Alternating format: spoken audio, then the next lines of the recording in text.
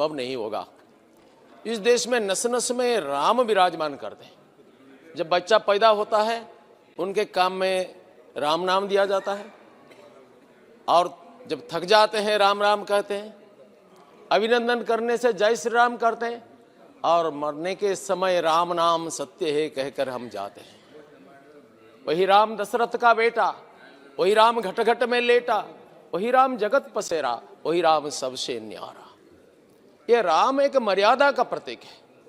हमारे देश में नहीं, पूरे विश्व में भगवान श्री राम सर्वोच्च चरित्रवत्ता का आदर्श, आदर्श पुत्र, आदर्श भ्राता, आदर्श प्रजानुरंजक राजा, कुशली समाज संगठक और आदर्श तत्ववेत्ता के रूप में श्री राम एक अद्भुत आदर्श प्रतिष्ठा किया जो अतुलनीय है, अनुपम है, असाधारण है। मर्यादा पुरुषोत्तम भगवान श्री रामचंद्र को सांप्रदायिकता के कटकड़े में बंदी करने वाले इस देश में कुछ कम नहीं है। कुछ लोग तो बोले हैं कि भगवान श्री रामचंद्र के जन्म स्थान पर एक शौचालय बना दिया जाए। क्या देशभक्ति? क्यों?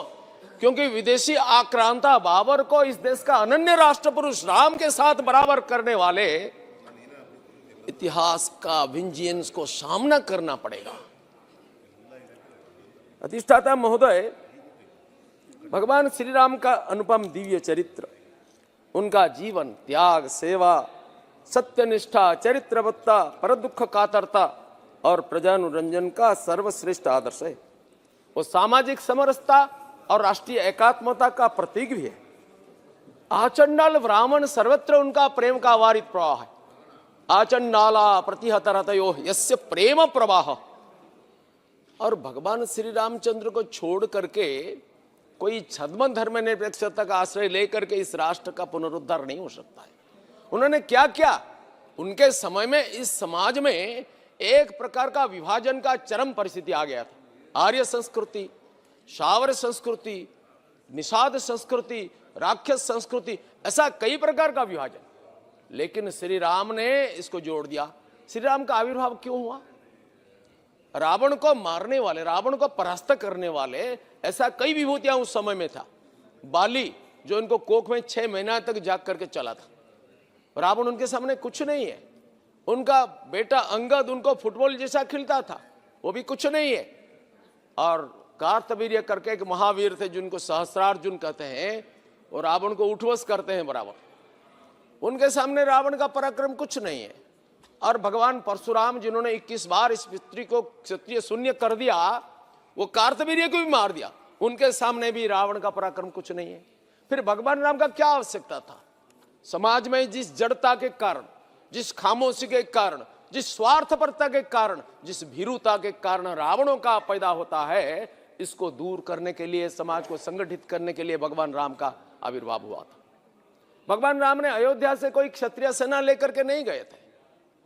दशरथ जैसा महावीर देवासुर संग्राम में देवताओं को मदद किया, राक्षसों को परास्त किया, ये भी थे।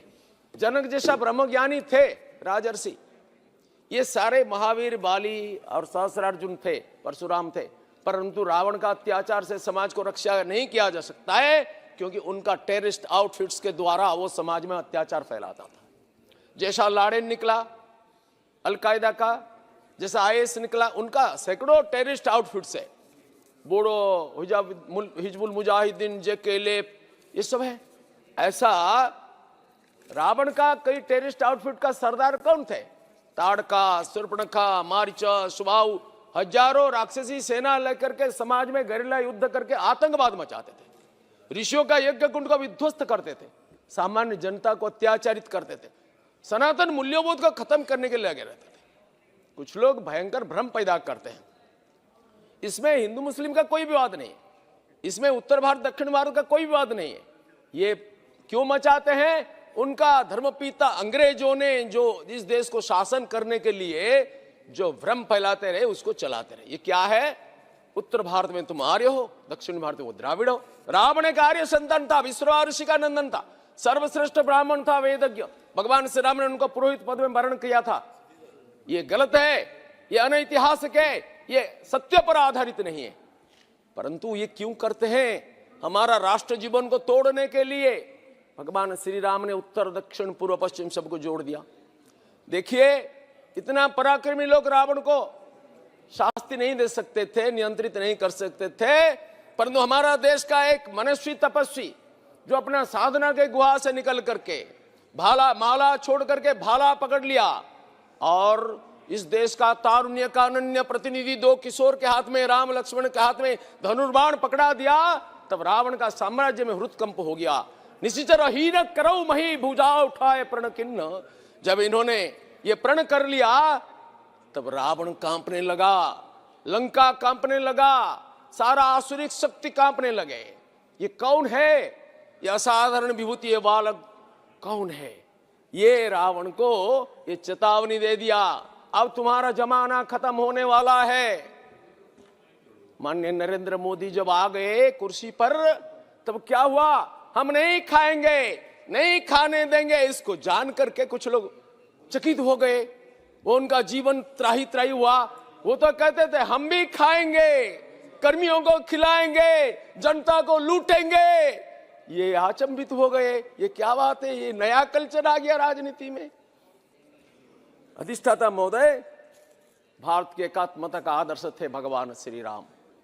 उन्होंने सामाजिक न्याय का प्रतिष्ठाता थे। उन्होंने क्या किया? जब जंगल में गए, वनवास में क्यों गए? पितृसत्य पालन करने के लिए। पितृसत्य किस लिए? उनका विमाता कैकेयी ने दशरथ को वाद्य किया था और विमाता को कितना सम्मान दिया। बोले माँ, आप तो मेरा परम कल्याणकारिणी, मेरा छोटा भाई भरत राजा बनेगा, मैं जंगल में ऋषियों का सेवा करूंगा और इस देश को जानने का मौका मिलेगा। कितना सकारात्मक व्यवहार। और राम ने चले गए जंगल में, कितना उनको समझाया लोगों ने। गुरु वशिष्ठ भरत जाकर के समझाया, परंतु राम को विचलित नहीं कर सके। वशिष्ठ ने बोला मैं गुरु, मेरा आदेश तुमको पालन करना है, जंगल में तुमको वापिस जाना है। भगवान राम ने बोले आपका आदेश मैं अवश्य पालन करूंगा, अगर आप सत्य वचन बोलेंगे। कि शास्त्र, वेद, श्रुति, सारा अध्यात्म के आधार पर आप जो उपदेश देते हैं ये ग्रहणीय है, ये सत्य के आधार पर है, आप अगर बोलेंगे तो मैं मानूंगा। गुरु वशिष्ठ भी परास्त होकर के आ गए। प्रज्ञा का अधिष्ठान पर अधिष्ठित इस महापुरुष ने 14 साल के वनवास में इस राष्ट्र को समझा। जिन अत्याचारित वनवासियों ने उनकी सेना में शामिल हुए थे, ये कौन है? बानर, भल्लक, ऋक्ष, भील, किरात, सबर, समाज का उपेक्षित वर्ग है। उनको श्री राम ने सम्मान दिया, गुहा का सबर को आलिंगन किया, उनको सामाजिक प्रतिष्ठा दिला दिया। पतिता अहल्या का सेवा ग्रहण किया, कैवर्त का सेवा स्वीकार किया, पतिता अहल्या को उद्धार किया। और सबरी जो लांछिता थी, शबरी का उच्छिष्ट स्वीकार करके सामाजिक समरसता क्या होता है भाषण में नहीं आचरण में प्रदर्शित किया। अयोध्या का राजा राम जो पितृसत्य पालन करने के लिए स्वर्ण सिंहासन को छोड़ करके चले गए, और भरत जिन्होंने उनको वापिस करने के लिए गए वो भी सिंहासन स्वीकार नहीं किया। यही राम राज्य के महिमा। वो कठोर पूजा किया, पादुका पूजन किया, राम राज्य का आदर्श को स्थापन किया। भगवान श्री राम ने जब पर्वत पर गए, भगवान श्री राम ने वो सुग्रीव के साथ बैठे थे, विभीषण आया, रावण को सत्य का उपदेश दिया और नहीं माना, आ गया। भगवान श्री राम ने क्या किया? बस बैठो लंकेश बोल दिया। सुग्रीव ने बोला भाई क्या कर दिया आपने? लंकेश बोल दिया आप जैसा क्षमाशील है, अगर रावण सीता माता को समर्पित करके क्षमा याचना करेगा तो आप क्या करेंगे? राम ने अचानक बोल दिया कुछ प्रॉब्लम नहीं है, समस्या कुछ नहीं है, मैं रावण को अयोध्या दे दूंगा और लंका में विभीषण को राज्याभिषेक कराऊंगा। रघुकुल रीति सदा चली आई, प्राण जाई पर वचन न जाई। भगवान श्री राम ने बोल दिया। भगवान श्री राम साम्राज्यवादी नहीं थे, इसलिए लंका पर विजय किया, किंतु अपना साम्राज्य में नहीं मिलाया। सुग्रीव विभीषण को अभिषेक किया, किष्किंध्या पर विजय किया, अपना साम्राज्य में नहीं मिलाया, उधर सुग्रीव को अभिषेक किया। भगवान श्री राम ने कभी तलवार का बल पर विश्वास नहीं करते थे, परंतु जब तलवार जरूरत होता है इसको भी नहीं छोड़ते। पराक्रम प्रकट करना जरूरत होता है तो इसको मान लेते हैं। अधिष्ठाता महोदय, भगवान श्री राम लंका पर विजय प्राप्त किया और उस दिन बोला सुग्रीव को, विभीषण को, सकृतेव प्रपन्नास्मि तबाहम इति उच्यते अभयम सर्वभूतेभ्यः ददाम्येतत् व्रतं मम। एक बार यदि कोई बोल देता है कि मैं तुम्हारा हूं उनको तीनों लोक में अभय प्रदान करना यह हमारा धर्म है। शरणागत वत्सलता श्री राम के साथ पास में हमको सीखना चाहिए। देश प्रेम क्या है? जब रावण को वध किया, रावण का कुलनारी का अपमान नहीं किया, सबको सम्मान पूर्वक व्यवस्थापित किया। और वध करने के पश्चात विभीषण और लक्ष्मण ने बोले, हे प्रभु, आप इस स्वर्णिम लंका में शासन करें, हम आपका सेवा करेंगे। भगवान श्री राम का आंखों से आंसू आ गया। बोले, अपि स्वर्णमयी लंका न मे लक्ष्मण रोचते, जननीम जन्म भूमिश्च स्वर्गादपि गरीयसी। लक्ष्मण, ये क्या है? सुवर्णपुरी लंका में मेरा कोई आग्रह नहीं है। अयोध्या का स्वर्ण सिंहासन छोड़ करके आया सत्य के लिए, और आज जन्मभूमि मुझे पुकारती है, मुझे जाना पड़ेगा। इसमें मेरा कोई रुचि नहीं है। जो विदेशी बैंक में 1000 करोड़ रुपया रखने वाले, इस देश को तोड़ने वाले, इस देश को लूटने वाले, भगवान श्री राम का देश प्रेम का ये लहर को समझ नहीं पाएंगे। अधिष्ठाता महोदय, भगवान श्री राम आ गए, स्वर्णपुरी लंका को छोड़ करके आ गए, अयोध्या में प्रविष्ट हुआ। अयोध्या में उनका राज्याभिषेक हुआ। क्या हुआ राज्याभिषेक में? प्रजावर्ग बैठे थे। भगवान श्री रामचंद्र ने अभिषेक उत्सव में उद्बोधन दिया, स्नेहम दयाम च सौख्यम च यदि वा जानकीमपि आराधनाय लोकानम मुंचतो नास्ति मे व्यथा। स्नेह, दया, सुख, स्वाच्छंद्य यदि प्रयोजन होता है तो माता जानकी को भी मैं विसर्जित कर सकता हूं। किस लिए? प्रजाओं की आराधना के लिए। आराधनाय लोकानम, राजा प्रजा का आराधन करेगा। राम राज्य में ही उल्टा रीति है, प्रजा राजा का नहीं। और मान्यवर नरेंद्र मोदी के राज्य में क्या होता है? मान्यवर नरेंद्र मोदी के राज्य में भी जो राजा है प्रजा का आराधना करता है, गरीबों का आराधना करता है, माताओं का आराधना करता है, युवाओं का आराधना करता है, जनसाधारण का आराधना करता है। मैं राष्ट्र का प्रधानमंत्री नहीं, प्रधान सेवक करने वाला और झाड़ू पकड़ने वाला, झाड़ू में सफाई करने वाला प्रधानमंत्री हमारा गौरव है। ये राम राज्य का आदर्श है। रिक्शा वालों से लेकर राष्ट्रपति तक झाड़ू पकड़वाने वाले हमारे गौरवशाली यशस्वी प्रधानमंत्री श्रीमान नरेंद्र मोदी रामचंद्र की पद चिन्ह पर चलने वाले हैं। इसलिए राम मंदिर प्रतिष्ठा कोई सामान्य मंदिर नहीं है। जन्मस्थान में मंदिर प्रतिष्ठा को लेकर के कुछ लोगों ने सवाल उठाया, यहां राम ने पैदा हुआ क्या प्रमाण है? क्या बाकी कोई महापुरुष के बारे में ऐसा बोल सकते हो? आपका जन्म का क्या प्रमाण है? क्या माता पिता का डीएनए टेस्ट करके आपने उनको माता पिता बोला है? भगवान श्री रामचंद्र हमारा आस्था है, इस राष्ट्र का अस्मिता, अभिमान, स्वाभिमान है। इसके बारे में ऐसा सवाल उठाने का तुमको क्या अधिकार है? प्रश्न है उधर मंदिर था या नहीं, यह साबित हो गया है। Historical evidence, geographical evidence, scientific evidence, documentary evidence, सारा प्रमाणों के आधार पर मान्यवर अदालत ने यह राय दिया कि उधर मंदिर था, मंदिर रहेगा। मुझे याद है हर बार कार सभा में मैं गया था, 90 में भी गया था, 92 में भी गया था, और मुझे इसलिए गर्व है। और पुलिस लाठी में घायल होकर के उधर में पड़ा था 92 में। और यह कार सेवा जिन्होंने किया, जिन्होंने इससे पहले जो 5 लाख के आसपास लोगों ने 500 साल में बलिदान किया, आज उनका अंतरात्मा को शांति मिलता होगा। नरेंद्र मोदी जी ने एक असंभव कार्य किया। मैं अदालत को भी धन्यवाद देता हूं। अगर माननीय नरेंद्र मोदी का शासन नहीं होता, यहां पर कांग्रेसियों का शासन होता, मैं गारंटी के साथ बोल सकता हूं राम मंदिर नहीं बनता। क्यों? मान्यवर कपिल सिब्बल ने कितनी बार केस को, हियरिंग को डिले करने के लिए बोला।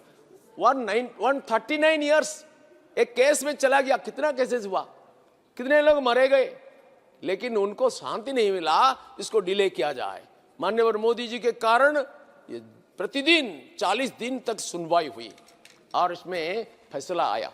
जो फैसला आया, सारा देश इसको स्वागत किया, सारा विश्व स्वागत किया। बिना रक्तपात में शांतिपूर्वक समाज में पूरा भ्रातृभाव रखते हुए मंदिर का निर्माण हुआ। सर, यह मंदिर कोई एक सामान्य मंदिर नहीं है, यह मंदिर हमारा राष्ट्र मंदिर, जिन जिन मूल्यों का प्रतीक है भगवान श्री राम, इस मंदिर से इसका तरंग छोड़ता है।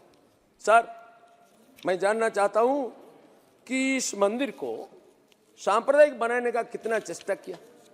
मातृभक्ति, पितृभक्ति, गुरु भक्ति, देशभक्ति, त्याग, शरणागत वत्सलता, प्रजानुरंजन और शक्ति, पराक्रम, राष्ट्रीय पराक्रम, इन सब का आधार है भगवान श्री राम। क्या हमको ये गुणवत्ता नहीं चाहिए? समुद्र को विनय करके 3 दिन तक भगवान राम ने प्रार्थना किया, मुझे मार्ग दिखाओ। समुद्र ने सुना नहीं। भगवान श्री राम ने धनुर्बाण निकला, समुद्र को सुखा देगा। विश्व में भूकंप आ गया, समुद्र हाजिर हो गए और बोलने लगे, मैं मार्ग प्रशस्त करता हूं, पत्थर तैरेगा, करो व्यवस्था। गोस्वामी तुलसीदास की मनोरम शब्दावली में इसको वर्णन किया, विनय न मानत जलधि जड़, गए 3 दिन बीती, बोले राम सकोप तब, भाई बिन होई न प्रीति। अधिष्ठाता महोदय, भारत में सैनिकों का गर्दन काट लिया, तब प्रधानमंत्री थे माननीय मनमोहन सिंह। उन्होंने गर्जन तो किया, पेपर में बयान आया, लेकिन जब उनका मालकिन निर्देश नहीं दिया तो कुछ नहीं किया। राष्ट्र की रक्षा के बारे में भी कंप्रोमाइज हुआ, वोट इसका प्राधान्य हुआ, परंतु राम की चरित्र में इसको सीखना चाहिए। और माननीय नरेंद्र मोदी ने क्या किया? पुलवामा हो, उरी हो, इसका जवाब सर्जिकल स्ट्राइक, एयर स्ट्राइक के माध्यम में दिया गया। पाकिस्तान म्यांमार के अंदर में घुस करके हमारा सैनिक, हमारा वीर जवान ने सर्जिकल स्ट्राइक करके ध्वस्त करके आ गया आतंकवादी शिविर को। और 1962 में क्या हुआ था? चीन का शासक भारत का प्रधानमंत्री को चेतावनी देते हुए कहा, मोदी जी तुम क्या कर रहे हो? तुम्हारा 20 सैनिकों को हमने मारा, तुम हमारा 43 सैनिकों को मार दिया। तुम जानते हो हमारा ताकत क्या है? 62 को भूल गया क्या? मोदी जी ने बोले, हमने नहीं भूला, तुम भूल गए हो शायद। 62 में अब तक गंगा नदी में बहुत पानी चला गया। मार खा के गाल दिखाने वाले प्रधानमंत्री नहीं है, ईंट का जवाब पत्थर में देने वाला प्रधानमंत्री है। हम किसी को नहीं छेड़ेंगे, हमें जो छेड़ेगा हम उसे नहीं छोड़ेंगे। श्री राम का चरित्र में गोस्वामी तुलसीदास, महामुनि वाल्मीकि क्या बोले? मृदुनी कुसुमादपि वज्रादपि कठोराणी। श्री रामचंद्र का चरित्र के बारे में बोलते हैं, ये कुसुम से कोमल है, वज्र से कठोर है। राजा, प्रजा, धनी, निर्धन, मूर्ख, विद्वान, ब्राह्मण, चंडल, सबके साथ यथायोग्य व्यवहार करने वाले भगवान श्री रामचंद्र ने जब धर्म के ऊपर आघात आता है, राष्ट्र के ऊपर आघात आता है, तब प्रलय का शक्ति प्रदर्शन करते हैं। माननीय नरेंद्र मोदी भाईचारा का संदेश देने वाले भी, और राष्ट्र का एक सीमा पर स्पर्श करने से प्रलय करने वाला ऐसा ताकत रखते हैं। और भगवान श्री रामचंद्र ने अयोध्या से कोई ब्राह्मण क्षेत्रीय सेना लेकर के नहीं गए, आतंकवाद को दमन करने के लिए बुलेट प्रूफ कार में नहीं गए। उन्होंने क्या किया? उन्होंने जंगल में अत्याचारित वनवासी का मूल शक्ति को जानते हैं, इसको जगाया, झकझोर कर दिया, और वनवासियों का शक्ति के सहारे रावण समेत समस्त आसुरिक साम्राज्य को खत्म कर दिया। पूरा राष्ट्र को उत्तर दक्षिण पूर्व पश्चिम अपना श्वेत छत्र के नीचे आने दिया, और इसमें साम्राज्यवाद का कोई लेस नहीं है। भारत का सांस्कृतिक सम्राट बन गया। उनके जन्म स्थान में लेकिन मंदिर था, किसने बनाया था? उनके जन्म स्थान में मंदिर बनाया था रामचंद्र की पुत्र कुश ने, कौशाम्बी के राजा।